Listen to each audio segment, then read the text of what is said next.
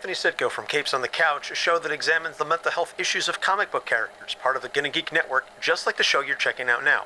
Shows on the network are individually owned, and opinions expressed may not reflect others. Find other stupendously geeky shows at GonnaGeekNetwork.com. Welcome to episode 265 of Better Podcasting. On this show, we walk through the decision to add a video element to your podcast or not. In this week's Better Podcasting Download, we discuss YouTube's version of podcasting, at least their most recent version. And finally, in this week's Better Podback, we have some follow-ups to recent episodes, as well as a podcaster with an editing conundrum. Lauren, start the show now. This is Better Podcasting. We are hobby podcasters through and through, just like you. That's why we are different. We minimize the money talk so that you can focus on building a better podcast.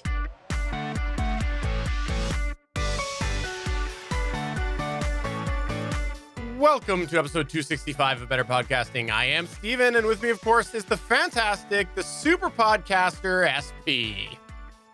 Yeah, and also the turkey cooker this weekend. Yes, it is American Thanksgiving. We were recording this before Thanksgiving.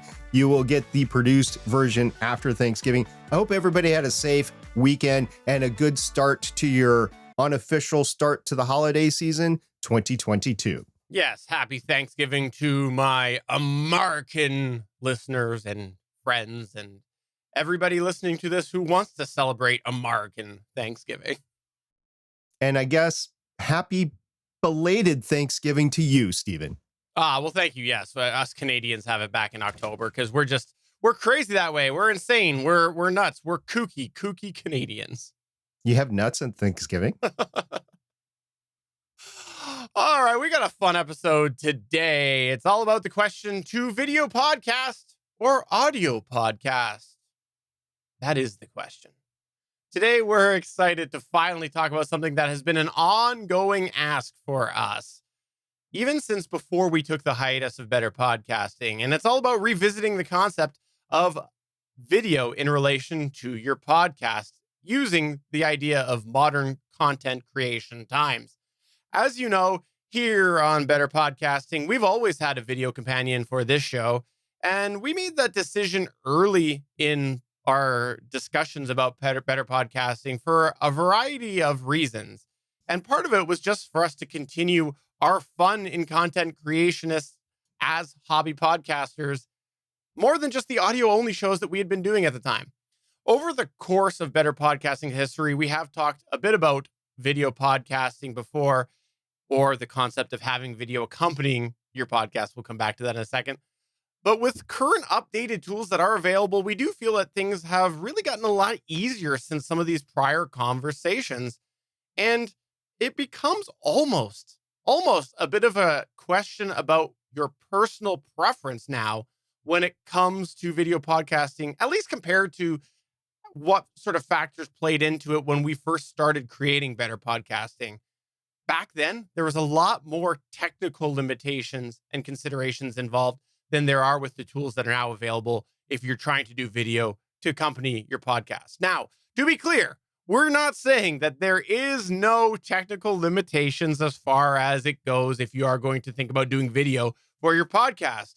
But what we're saying is that there are some really easy ways now to do video, to the point that podcasters who produce audio-only shows may still want to consider using some form of video-based service during the recording session of their podcast if they are creating it with others that are not in person with them. That's just because there are really a huge amount of benefits when it comes to recording a podcast while you can still see your co-host. For example, you can see the visual cues when somebody wants to speak. You can see when somebody can't speak. Maybe they've stepped away for a second. They're taking a drink of water, or any of these other things that might get in the way of them being able to speak at that point. You can also read their body language when you're recording. For example, if somebody says something and someone else reacts a certain way physically, they might be a little shocked with what that person has said, and it might give an opportunity to throw the mic over their direction for a reaction, something that you can't see if you're doing audio only during your recording.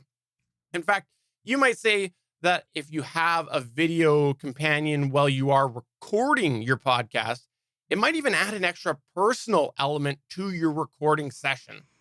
And since many of the services that people are using, if they are wanting to have video while they record, have the ability to make a final product, it's getting easier to offer a video companion to your podcast as well. So that begs the question, what is the definition of a podcast? One definition that we've heard used in a variety of podcasting spaces is, quote, any audio, video, and PDF content delivered by an RSS 2.0 feed and where said feed is listed in Apple Podcasts, unquote. Both of us are of the opinion that a podcast is not to be defined by the creators of the product, but instead it's going to be defined by what the general public calls it. And even though that definition that I just quoted is technically correct as far as the current established standards are in podcasting, we both feel that people who ignore what the general public define as a podcast are generally out of touch with modern podcast trends. For example, people often talk about watching a TV show, and perhaps they are referring to watching some form of miniseries content that is exclusively distributed on a streaming service such as Disney Plus that they are consuming on their phone. Is a show really considered a TV show in the sense that it's not on a traditional TV-based distribution model? Heck, in this particular case, the end user isn't even using a television to watch this. They're using their phone. And that is completely ignoring the discussion about whether said miniseries is more in line with a TV show or a series of short movies or a special or whatever. So that's one definition or one example. Let's talk about another example. What about those people that say they're going to see a film? What they mean when they're going to say that they're going to go watch a movie, which was entirely digitally recorded, edited, and distributed. There's no film involved. It's all digital. It's not film. It's a movie, right? All this to say that our take is that the term podcast is still finding its way in mainstream society. And so it might evolve with time. So if you want to do video, we would encourage you to do it. Lean into it. Don't fight it. It won't do any good to fight it. You can do a podcast that's video in current lexicon. But let's back up here a second and get back to the audio only. Why would you do an audio only show? Let's start with the most obvious. You just don't want people to see you. That's totally okay. I mean, I've got a face for radio, and Steven definitely does. Some people prefer not to have their video online for a variety of reasons. They might have privacy concerns. They might be self-conscious. They might not want to open themselves up to another area that trolls can act on. Yep, some people, they're just going to be rude on anything. And if you've been on YouTube at all, you've seen some pretty nasty comments on some videos. You might feel that focusing on an audio-only perspective helps ensure you are putting audio-only at the forefront.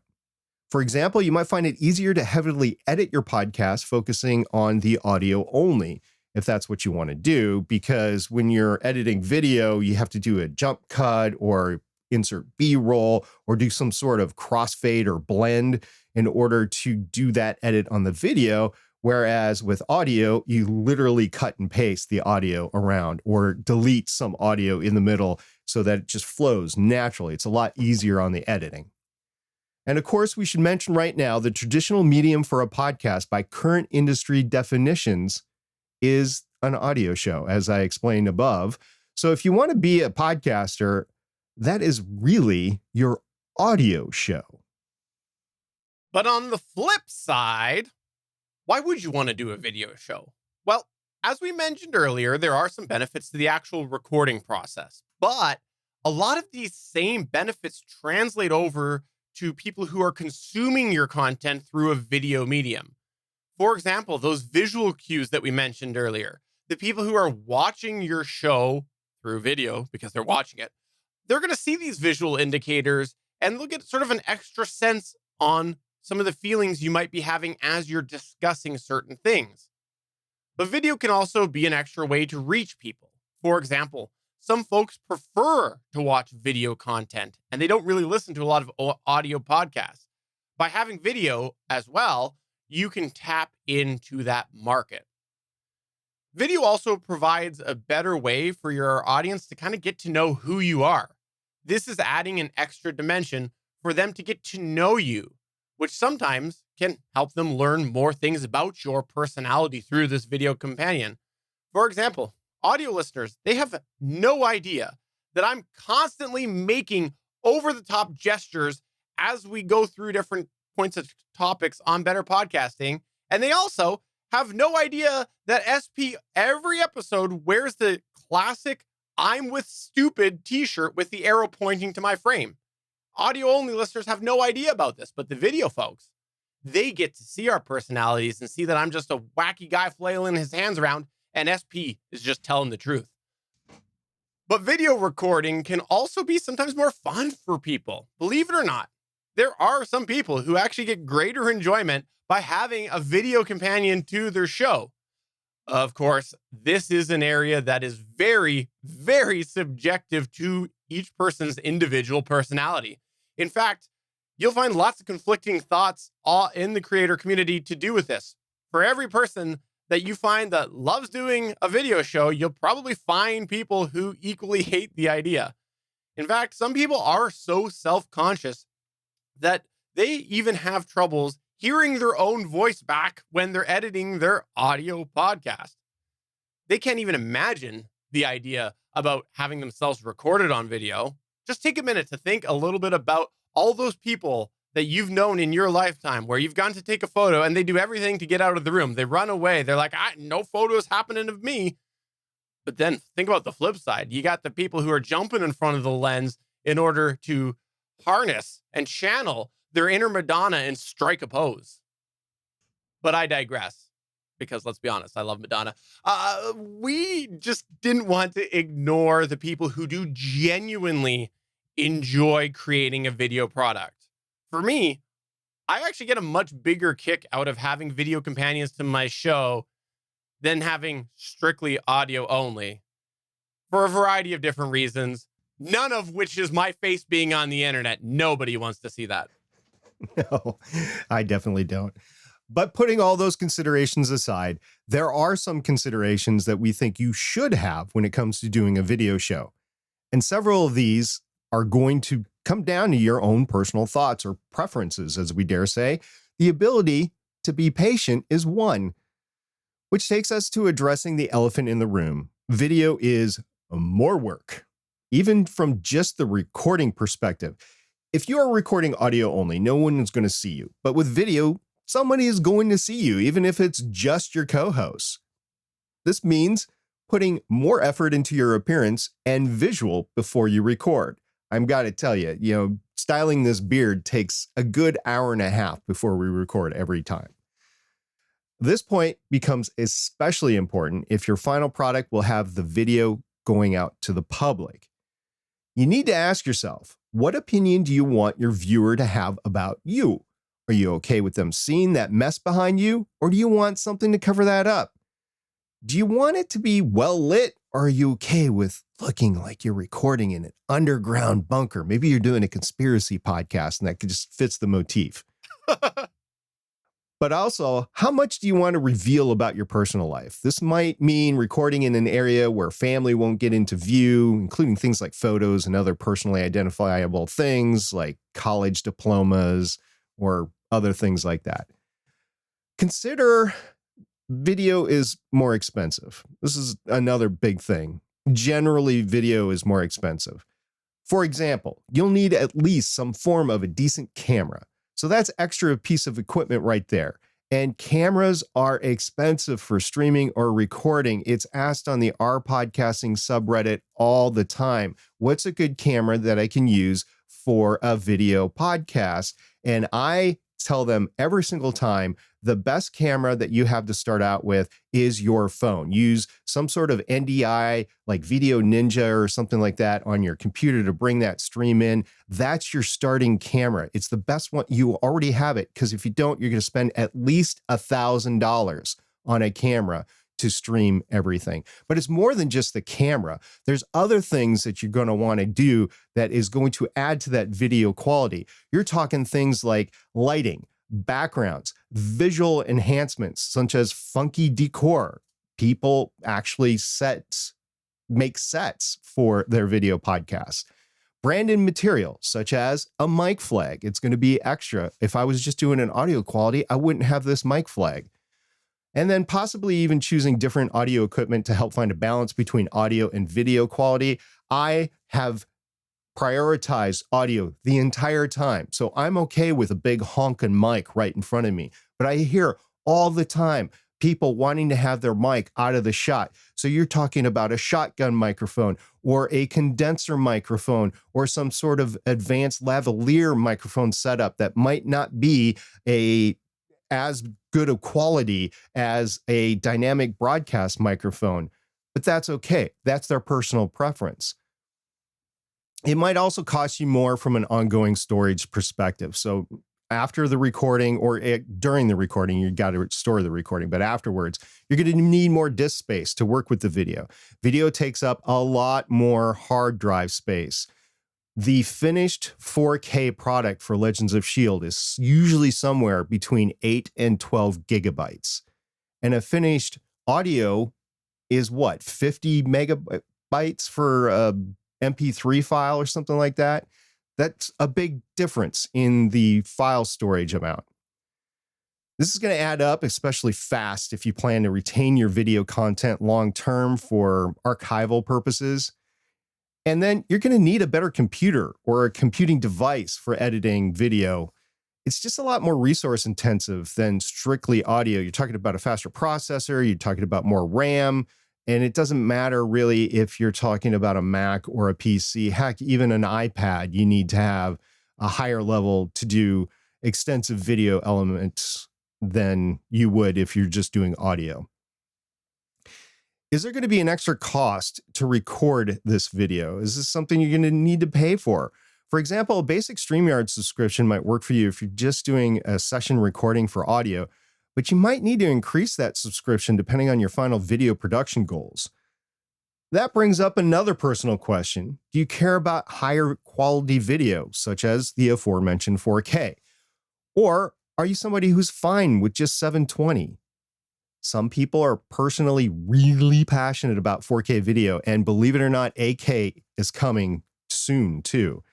And that's going to increase several of the costs that we just mentioned, 4 or 8K. And also, you may even need to pay more for your hosting depending on your distribution method. And we're going to come back to this later. And how do all of these answers to these questions align with the answers with your co-hosts? If somebody can't do video, how can you make that work? For a long time on the GonnaGeek show, we had one person, a co-host, who didn't have video capabilities. So Steven had to put a static photo of them up as we were streaming. It was a little awkward, but we made it work.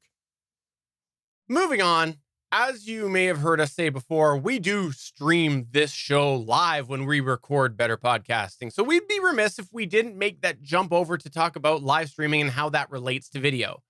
This is because our current opinion is that live streaming tends to trend towards involving video, for example, YouTube Live and Twitch. The reality is that while there are some live streaming audio platforms out there, it seems like a lot of folks who are looking to check out just live stream content are preferring to check out things like video on YouTube Live and Twitch. Not to say, not live streams like music and whatnot, but as far as like what a podcast usually would be, normally people are looking more for that sort of content through video rather than audio. So if you do edit your podcast, which we do encourage you to do, live streaming offers an extra way for your audience to get to know you. They get to see the raw and unedited version of you. For example, all those mistakes you're going to make while you're recording your podcast. This is an element that they don't get to see when you are posting your edited, cleaned up version. We actually have a lot of people over the years who have commented on Better Podcasting, enjoying seeing us record the session and see how the sausage is made. Of course, your mileage may vary as far as whether or not people are going to check out your live audience and even want to see that content. Now, with all of that said, if you are going to live stream, how are you going to produce that live video if you're going to go the live video route? Is this something that you're going to use that's going to make the magic happen like StreamYard?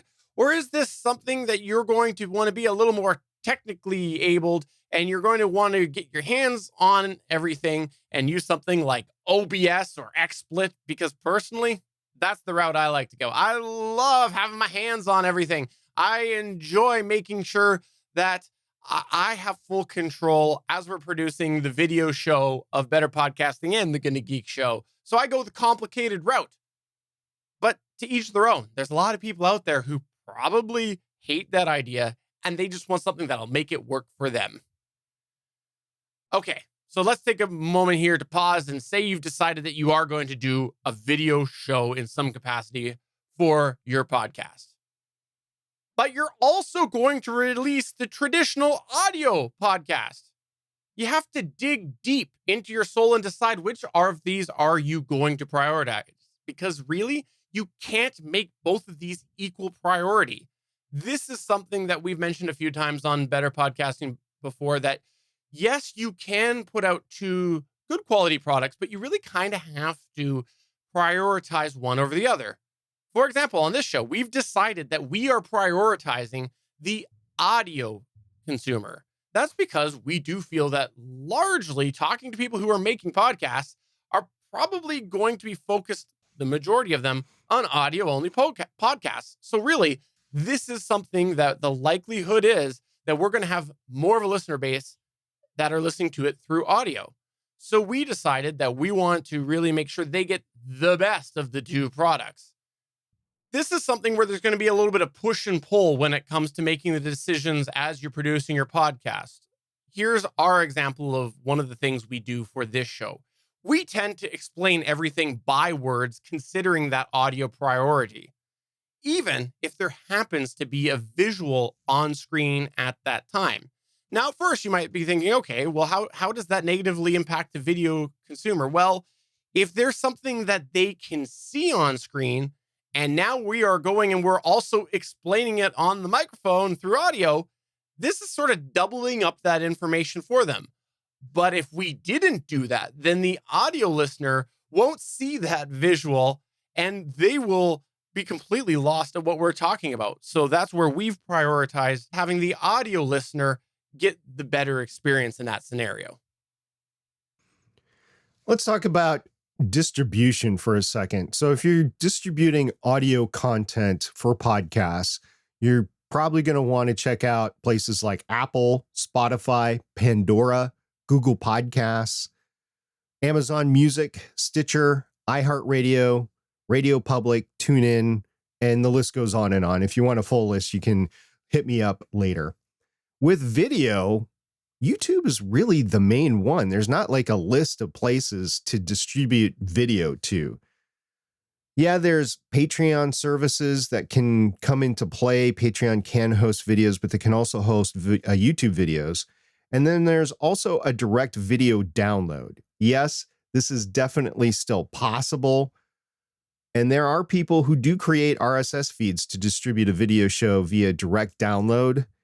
And honestly, though, as a hobby podcaster, we'd suggest scratching this one. How many people are really going to download the whole video file to watch later, especially with YouTube available? They're probably more likely to click a YouTube link or maybe even a TikTok short video. Another video consideration you may have is discoverability.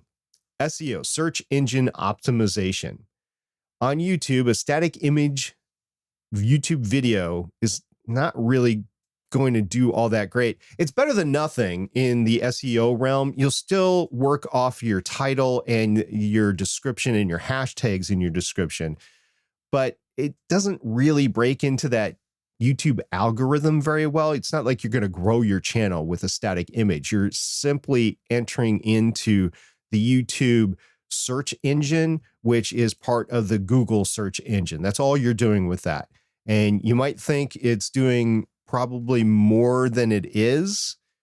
It is doing something, but it's not going to grow your channel like Joe Rogan's channel or anything like that. What if I stay really still on my video? Is that the same thing as a static image?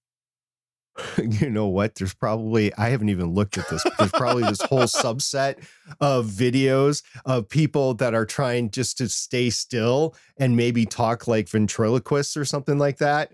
I bet you there are YouTube videos like that. Anyway, there's one last thing that we really feel we need to end on, and this really ties into your personal experience and skill set from a technical perspective.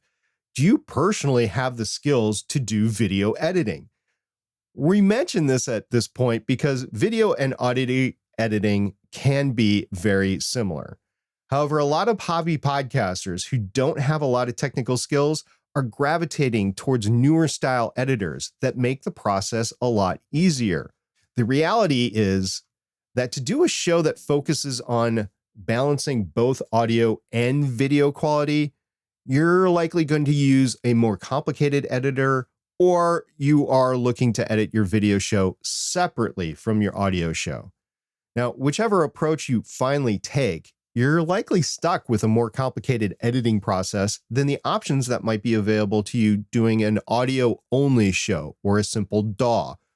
Even though it's possible to use just one editor for your video and audio, for example, Steven only uses one editor, it's still a more complicated editing workflow overall. And this is just generally speaking. I know there's some exceptions to that. For those who are just learning how to edit, it might be too much of a tall task as you're just starting out. Just starting out, audio editing is way simpler than video editing. For example, I've been video editing for how long? I don't know, 4 years now. I still have yet to explore color correcting. So with all of that said, we would encourage you to look at your history today. What experiences do you have? What experiences do you want to have in the future? Ask yourself, which one of these situations is going to be more fun? Having audio only or having a video companion as well? And it's okay if you change that decision as you go along. We've both actually done that with a run of a show before where we've changed from being one to the other.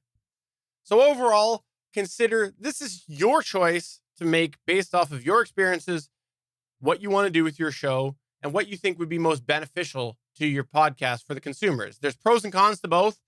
Which one's going to keep you having more fun in the long term? And also ask yourself, what do you think about the idea of a video companion to a podcast? And you should think about that because then you can tell us all about it by coming over to betterpodcasting.com/Discord or sending us an email to podcast@betterpodcasting.com. We'd love to know what your thoughts are about this sort of thing, which we had several people actually comment about the idea of having video for their podcast. SP, why don't you sum up some of what the people said to us ahead of recording this episode? Member Gog Prodman in our Discord server, who's Jamie Taylor, who is on episode 14 of Better Podcasting Chats with SP, said, I have a static image for the audio. My decision was ease of creation. As Libsyn, the podcast host for the only show of mine which posts to YouTube, does it for me. There aren't a great deal of people in that show's audience on YouTube, so there's no point in me putting more effort into it. And the question is that because the show that he's got, or is it the case that because it's a static image is not reaching a lot of people? That's the question, and you don't really know for sure which it would be. And there are some shows that just aren't meant for a video audience, and you can't really grow it even if you got a full video companion. Don't know what the answer is to that. We also had Damien the DMs say, nope, no video other than the weekly video gaming stream. The idea of video has crossed my mind, but we don't have a specific space that would lend well to being set up for it. I'd also be the person who wants to go all in and would need something like 5+ cameras to get all the views I'd wanted. I also would not edit the video ever, and I'm not sure my players would be down for it. So these are the things about the decisions you have to make for your own personality, where Damien's saying that he would have to have the 5 cameras. Some people, they're like, you know what? 1 camera covering the room, I'm good. I also like the fact that he brings up he would not ever edit the video. If your primary focus is audio, for instance, Legends of S.H.I.E.L.D., the primary focus of that show is audio, why should I put effort into the video if the downloads are exponentially more on the audio side than the video watchers? So I understand what he's saying there. Anthony on Capes on the Couch podcast, also on the GonnaGeek.com network, said, we occasionally live stream and we'll get back to that more regularly soon, hopefully on the Geeks.Live site. But that's it. Otherwise, our episodes just auto-release to YouTube with a static image. We also had Waffles from Play Comics say, I've streamed me editing episodes, a few gameplay things, but nothing consistent. I should change that, but they would all be bonus content type stuff. This is an interesting thought. This is a different sort of video companion to your show. This is not the podcast in video form. This is extra video content, which is definitely consideration. And I've seen a lot of people do that sort of thing, especially if they're monetizing. I have seen that, but I question the utility of it, especially if you have a smaller audience. You know, both you and I have live streamed our editing sessions in the past. We haven't done it recently, but we've done it in the past. So I question whether it's valuable or not.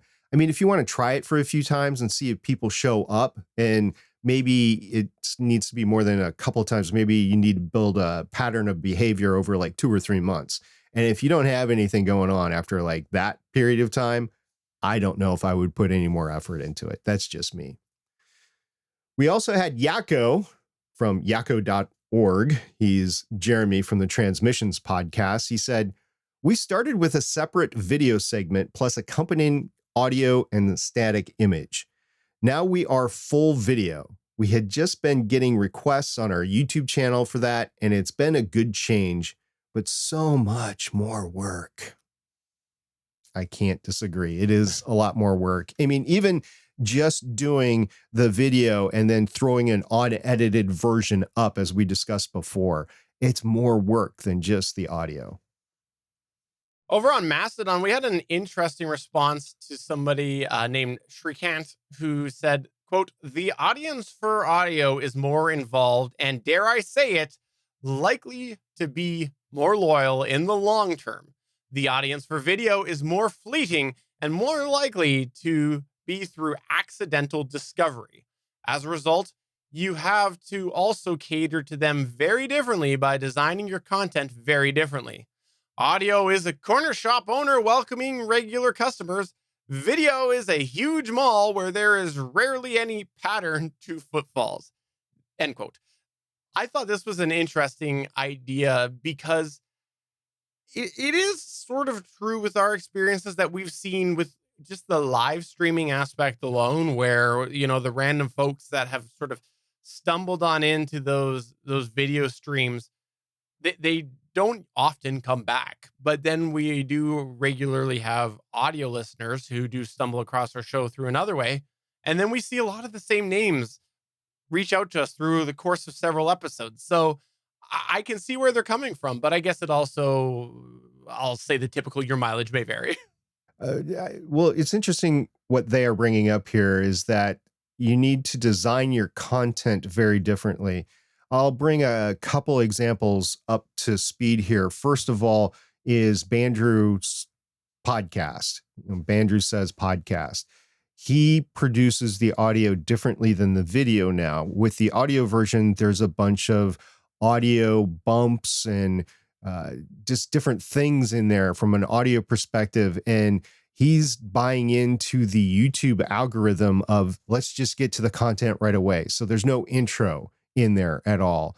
And that content has been designed differently. And another way to produce video content is actually bringing in like video elements, like words that are popping up on the screen or B-roll that's playing as you're going on. And yes, you can do all of this in OBS or XSplit, but really the bulk of these effects are done in post. So I don't necessarily know if you could do that all live. And then you're bringing into the element of a heavily produced video show, which then is way more work way, way more work. Now, if you love doing that, Stephen, like you love doing that and you have time to do it, I have no problems with you doing that.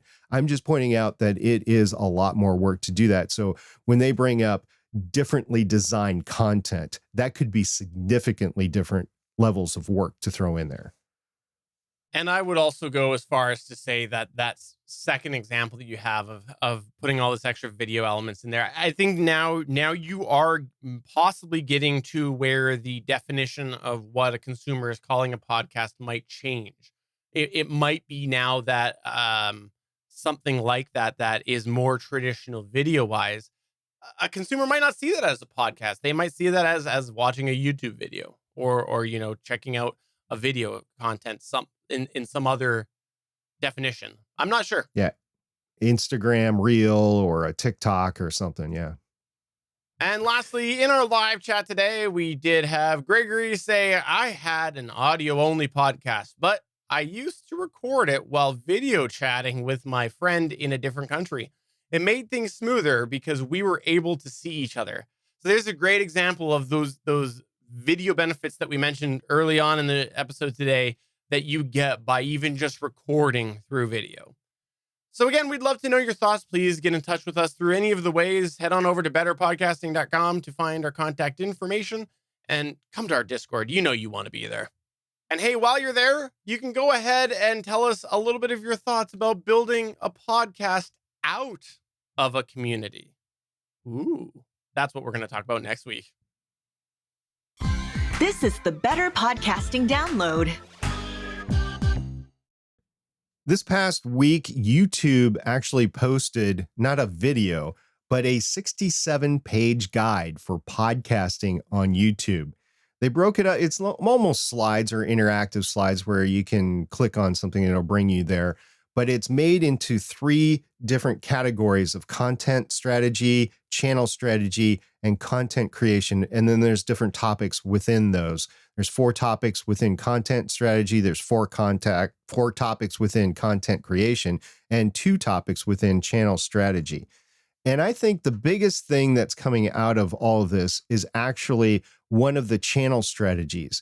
And that is if you are publishing a podcast to a channel, whether that channel is only the podcast or whether you're integrating it with other content, make sure that you use a playlist to designate all of your podcasts into a singular playlist from front to back. That is the biggest single thing that they say in all of these 67 pages. Now, there's other things on there like monetization and how to promote and stuff like that. But the biggest thing is just to make sure it's there, it's available, and it's discoverable through using this list. And yeah, that's something that we've been doing for quite some time, Stephen. Absolutely. And this is something that you can go to betterpodcasting.com and get the link to this whole 133,000 pages that's in this that you can read through. But why I find this whole thing fascinating is this actually plays very much into the whole purpose of today's topic and the idea of the definition of podcast and the way users are using that term being fluid, because YouTube is now recognizing that there is, quote, podcasting on YouTube. I would love to know when they, as a video platform, decided that they were going to put all of this effort into making this guide for podcasting on YouTube.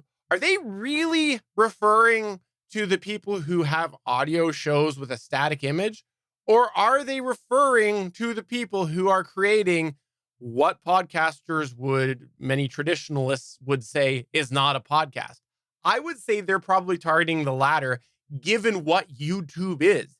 YouTube is a video platform. I think they're probably leaning into that. And so this is what they're saying. In fact, I know there were some sections in there that talk about the idea of audio versus video, and they kind of touch on to this a little bit there.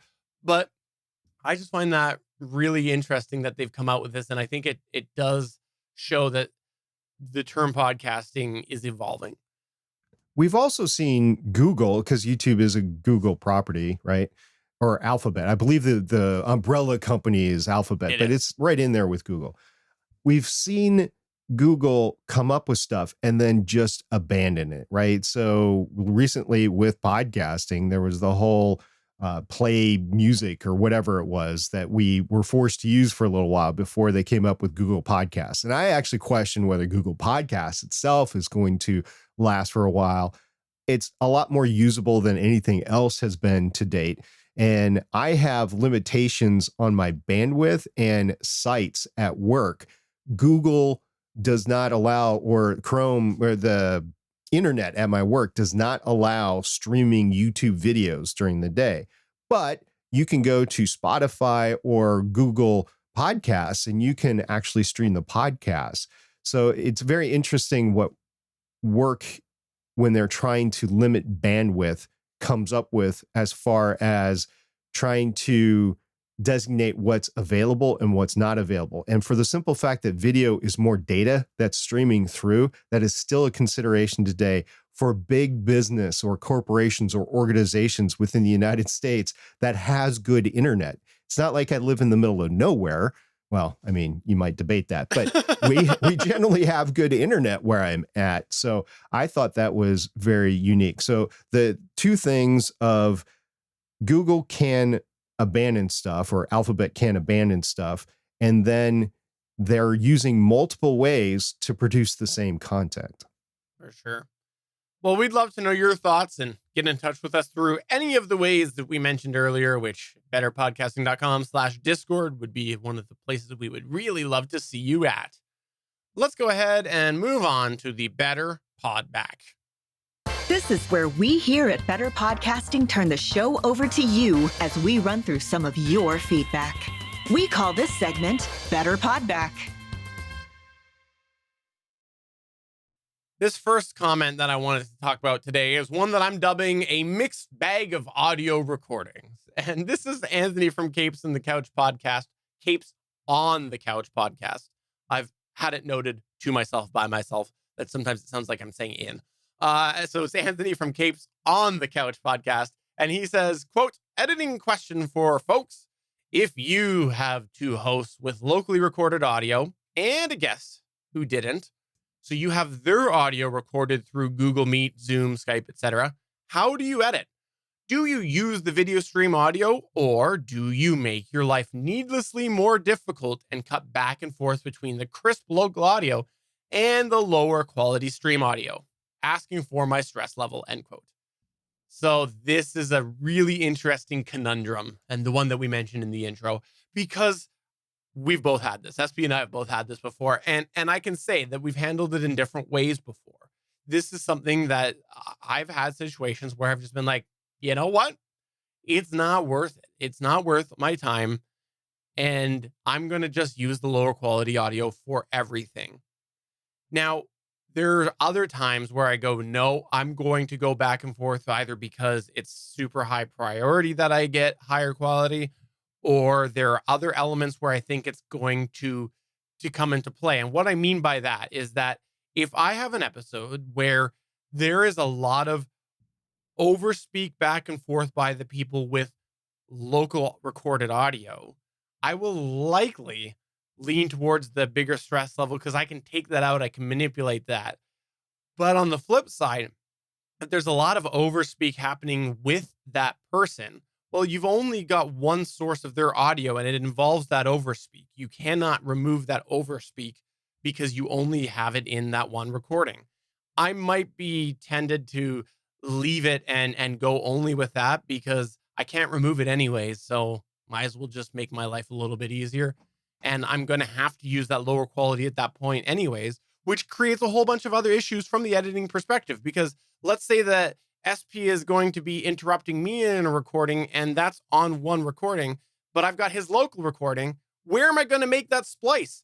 Am I going to suddenly have his local audio, which is crisp and clear, turn into the mixed audio, which is lower quality? Or am I going to back it up a sentence? How is this all going to play out? So it really just depends on the situation. But if it's a really, really, really good guest, I might go through the stress so the rest of the episode is of higher caliber. Can I say what I said in the Discord server? Can I say it? Can I say it? You do Can I say you. it? Okay. So my response was I use a transcript to get everybody's lines of what everybody says. And then I go out and get a voice actor to play the part of the guest. That is how I would okay, that's a joke, but that's kind of one way that you could do it. And I think that would be very disingenuous for a guest to go ahead and do it. But I could see actually coming out with that. Hollywood has done that from time to time with ADR. They get somebody that sounds like the actor that they're trying to duplicate, and they roll in there. One thing that's becoming more available now, and StreamYard just went into beta with this, and I tried it out last week, was the local audio recording of everybody. So even if it's a lesser quality, you would still have that guest on a separate track. Now, I say this, but you're still at the mercy of the internet. You're still at the mercy of the guest's computer or phone or tablet that they're coming into. You're still at the mercy of whether or not you get the entire thing. And that was an issue that we had on Legends of S.H.I.E.L.D., where we had one of the co-hosts that dropped out miraculously. The entire track was there at the end because it's sequentially uploading.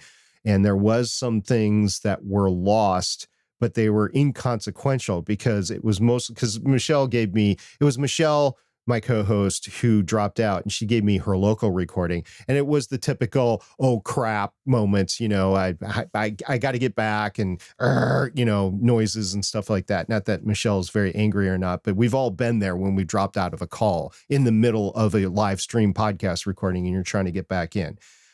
With that said, I think that capability is becoming more and more reasonable, whether that's a local recording or whether that's a recording of a separate track on a service.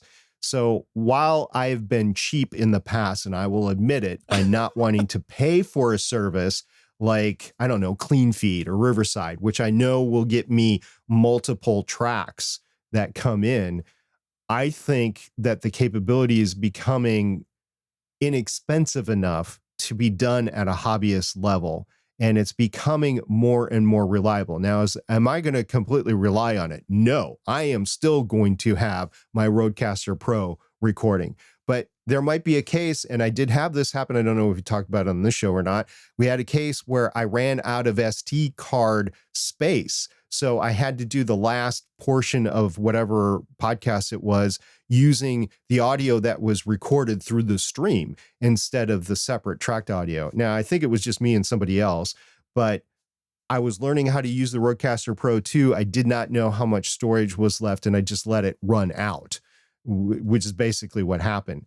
So there are pitfalls to doing everything. If you use a hardware recorder, you can forget to press record. You can run out of storage space. You can have it wipe out itself. I mean, we've all heard stories of my H6 ate my recording. My Tascam Mixcast 4 stopped working in the middle of it. My Rodecaster Pro 2 blanked out in the middle of a recording.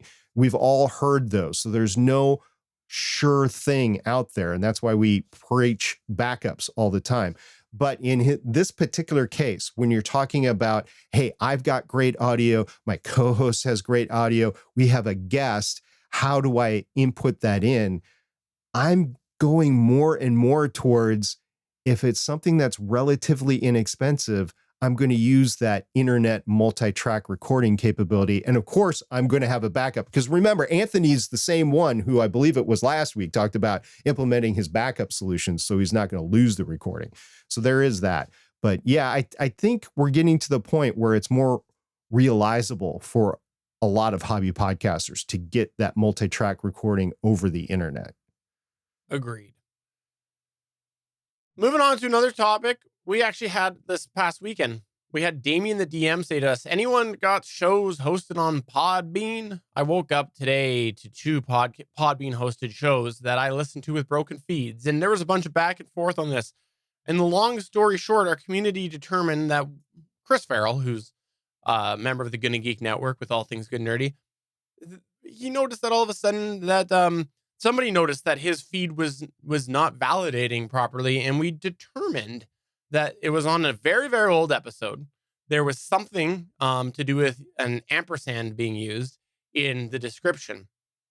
And this has never caused Chris a problem to date. So our best assumption is that they changed something that affected how the RSS feeds generated that ampersand. I'm getting super techie here, but ampersands are something that are a problem depending on how that information is being read.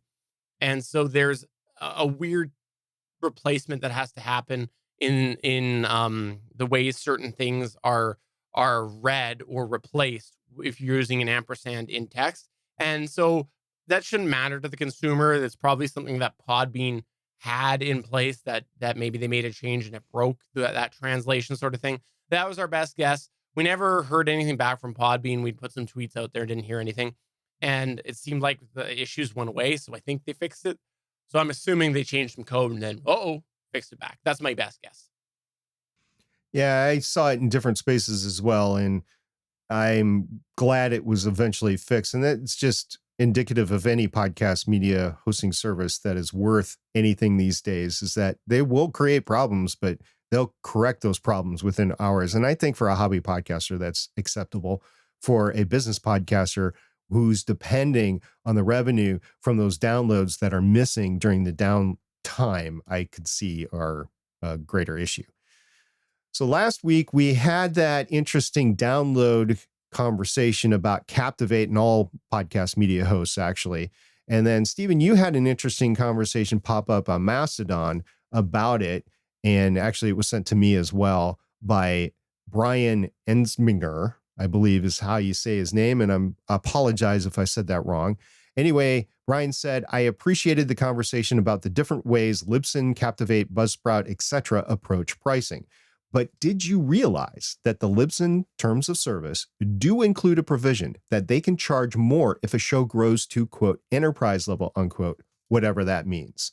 And yeah, we didn't touch upon it during our discussion last week, but I am painfully aware of this. I have had friends in the podcasting space that have been pushed out of their media host, whoever it was. I mean, Libsyn was one of them, but I know there's several others, because they have grown to the point where then they get put at the enterprise level so that they have to spend more every month on their podcast media hosting. You could argue that it's worth it, but they didn't want to continue to pay a higher level. They wanted to keep at their lower level. So they left and either did self-hosting somewhere or went to another podcast media host that didn't force them to a larger thing. So yes, I know that, but that is just underscoring of the entire conversation that we had last time of it depends on what is important to you, on what you want out of your podcast media host. So there is no quote unquote one best podcast media host service out there. It just depends on what you need out of the host.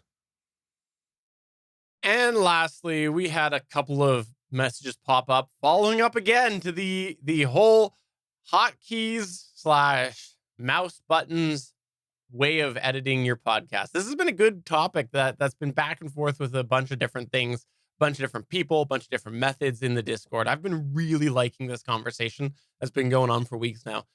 We had Damien the DM say, bit of a shuttle update for me. I think I'm going back to the gamepad. While I recognize the benefits of the shuttle, which is why I wanted one in the first place, it doesn't really end up fitting for the way I edit my show and how tight I try to keep everything. I do a lot of back and forth in my timeline scrub, and I have realized that I am giving myself some fatigue editing from the constant back and forth motion of the shuttle ring. With the gamepad, I have JKL, the keys for scrubbing, mapped in line that I rest my index, middle, and ring finger on. Quickly scrubbing back and forth is just a matter of changing which finger is pressed down instead of twisting my hand back and forth. Also, the fact that I keep K, faster scrubbing, mapped right in line on my middle finger instead of having to extend my middle finger out to another row of buttons like I have with the shuttle, just adding more strain from the awkward hand position, end quote. Okay, that was a lot for me to read through. It's way above my grade 1 reading level. However, I needed to make sure that we got that in there because this is very technical, and anybody who's looked at the shuttle after our previous conversation probably understands what that meant. We did have a few people comment about looking at the shuttle, so I wanted to read that in its entirety because this is such a valuable piece of feedback that Damien has in regard to editing. And I'm just going to say, I really think that this is an example on how everybody edits differently, and that some people will find something slows down their editing process. It slows it down and it becomes a fatigue, like he's saying.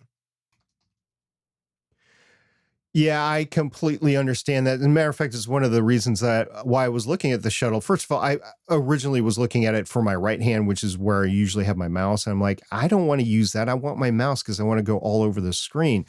And then Damien piped in a couple of weeks ago and said, no, it's the left hand. So I'm like, okay, I get that. So you have your left hand on an editing device and then you have a right hand on the mouse. I could see that. However, the way I edit, most of the stuff that I need to do with my left hand, I can easily get to my keyboard, like Damien was saying. So for me, I always was of that mindset of that's what I'm going to do. However, I will say this entire conversation has been very enlightening to me, and I understand how you all are really gushing over using like the Stream Deck or streaming pads or whatever for your editing for hotkeys and stuff like that.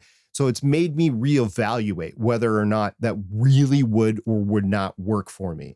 I mean, it's something that I've just discounted because I'm old. I'm AARP age. Don't teach this old dog new tricks sort of thing, right?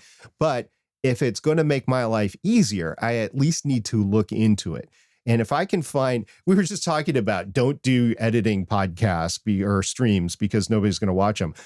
I might find one that's looking at, that has a camera that, then they do. I've seen streams like that where they have cameras on the different devices as they're editing so I can see how the workflow actually works. So I need to find that. And maybe Damien will do that. I don't know. So we'll see. Also, we've been talking about the mouse thing, and Anthony from Capes on the Couch also posted, inspired by SP and the G604, which is the mouse that both Stephen and I are using right now. I added several functions to my G602 mouse buttons for audio audition editing. I've used a few hotkey functions on my G19 keyboard, but to add them to the mouse will be super helpful. Hopefully this cuts down on the editing time even more, having to switch between the mouse and the keyboard, which can be tedious at times, which is why I completely stopped my editing a couple of weeks ago and said, this is taking too much time. I need to make this better. And I got the mouse. So it's interesting that more and more people in the Better Podcasting community are at least trying different things to make their workflow faster. All right. I'm so glad that you mentioned the Stream Deck idea before getting to this, because my response to that is that I am giving up on using the Stream Deck in replacement for the hotkeys that I previously were using on my keyboard. This is something that I had a keyboard that had a row of hotkeys on the left side, and I really wanted to try using a Stream Deck to replace those hotkeys because I got a different keyboard. I am going to move on officially to using the mouse, the G604, to try to replace those hotkeys. I'm not sure how it's going to go because I am somebody that has no problems using certain key commands for editing on a keyboard. That's just natural for me. I have no problem with that. So my left hand is already on a keyboard all the time for that. So that row of hotkeys on the left side was natural. The mouse, I'm going to be working my thumb now to push those buttons, which is different than I'm used to. I'm not it's not foreign territory for me to be using a key button press because I use a keyboard.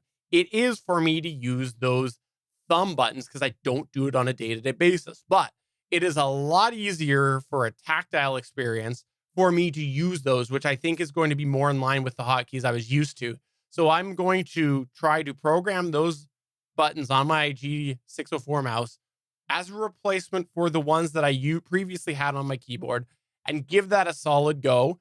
I'm still going to use the Stream Deck for certain more complicated things that are less frequent, things where it's worth taking the time to look up to the Stream Deck and push the button and go, okay, yes, this is going to save me time, as opposed to the hotkeys / buttons option, which are just things that are being done all the time. And I'll report back how I find about that. But I really miss my hotkeys, and it's just a very different experience using the Stream Deck compared to my years of using hotkeys on the keyboard. Yeah, we continue to want to hear about how you, as a listener, are evolving your editing process. I know I shared my hotkeys or the button programming on the Discord server. I know Damien shared his programming of his devices on the Discord server. If you have made modifications or programmed buttons on your devices for editing, please share them in there. And I will go so far as to say, if you've programmed like a Stream Deck on different scenes for streaming or something like that, and you want to share it in the Discord server, please do that as well. And for the audio listener, Steven is going nuts right now, pushing buttons, making the different scenes go fast back and forth, and probably giving future SP a seizure watching it. So thanks to everybody who checked out this episode. We hope you come back for next week's episode. And hey, check out the full back catalog at betterpodcasting.com, including Better Podcasting Chats with SP. And if you'd like to take a little bit of a walk down memory lane and timely podcasting discussions at the time, check out Better Podcasting Live Chats, which is also on there. And that will be returning next year when this show is in between seasons. So check that out at betterpodcasting.com. And hey, actually, you know what? One last question. This is a little ad hoc, ad-libbed question. Do you want to see the approximate calendar for Better Podcasting's release through the rest of the year? We talked a little bit about it in vague terms when we came back. Do you want to actually see some more specific dates of the current targets? I'd love to know. What's your thoughts on that? Let us know through any of the ways. Yeah, would love to find that out. That would be interesting to know if you want to see the mapping forward, or if you don't care and you're just hanging on week by week. And I want to thank all the listeners for hanging in there and all of our shows. Better Podcasting Chats with SP. We'll see where that ends up in 2023. If you want to join me for a chat, there is a Calendly link that I can send you. Please just send me an email or a DM somewhere on Discord, on Twitter, whatever. Both Steven and I are on Mastodon now too, so you can find us over there. And go ahead and we'll schedule a time to chat, and we'll just see how that goes into 2023. So, for episode number 265 of Better Podcasting, I'm Steven Jondrew saying I am on Mastodon, but it's very confusing of how you find me. And I'm SP saying at some point in time, we'll have to bring Shane Phoenix back. We'll see everybody later. Bye.